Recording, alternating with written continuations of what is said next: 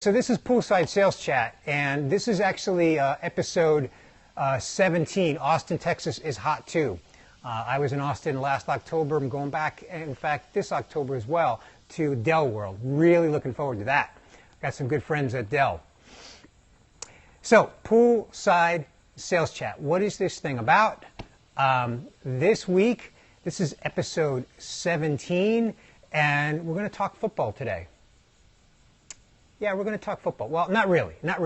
But there's a reason I have this football. So it's relevant to what we're going to talk about here today.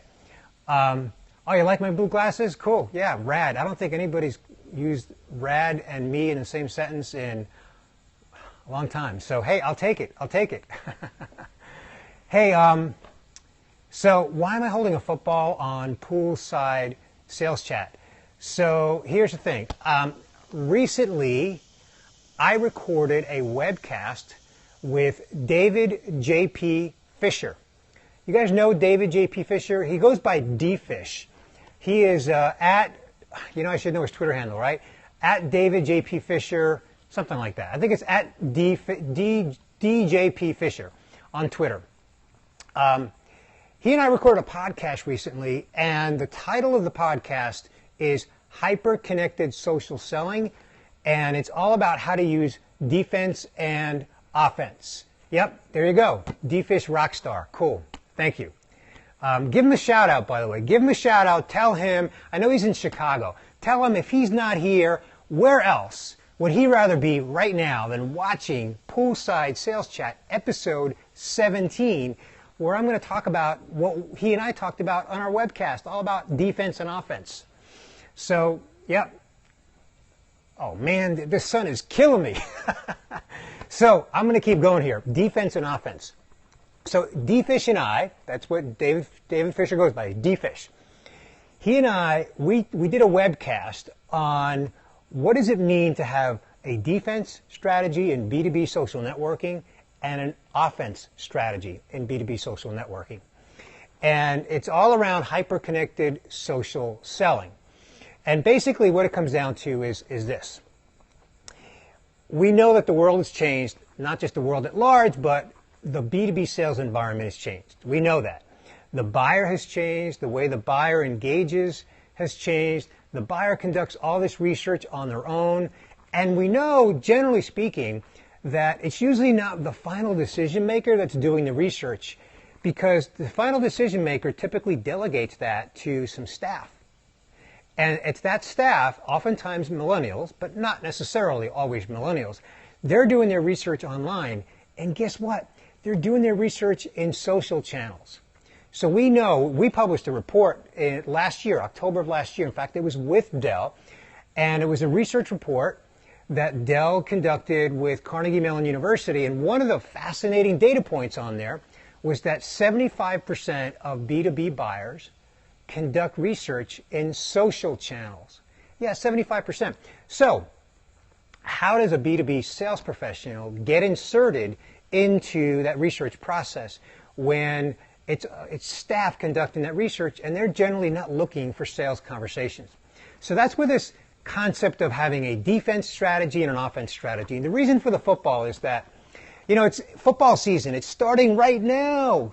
At least in the U.S., it's starting right now.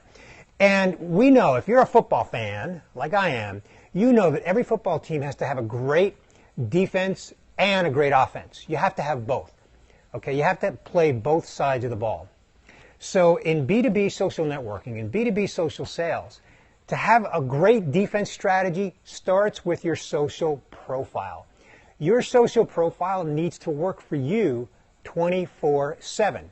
Because you're not online 24/7. At least I hope you're not. I know I'm not.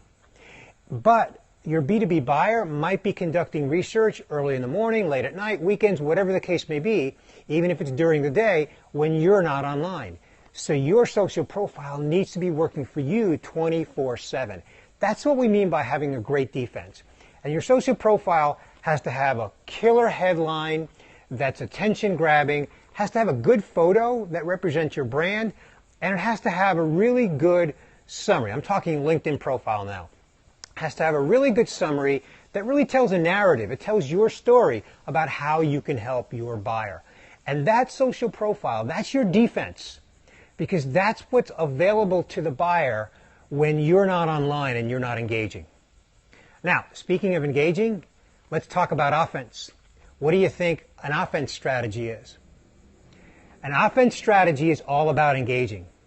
An offense strategy basically says, know who you want to connect to and always be connecting on an ongoing basis. I love that phrase. I borrow it from Jill Rowley, at Jill_Rowley. If you don't know her, follow her on Twitter. She coined that phrase, ABC, always be connecting. So always be connecting and look for people that you want to connect with and follow companies you need to follow, your customers, your prospects, and even your competitors. And look for the content that they're publishing and then look for opportunities to engage in that content. Like that content, comment on that content, share that content, and engage.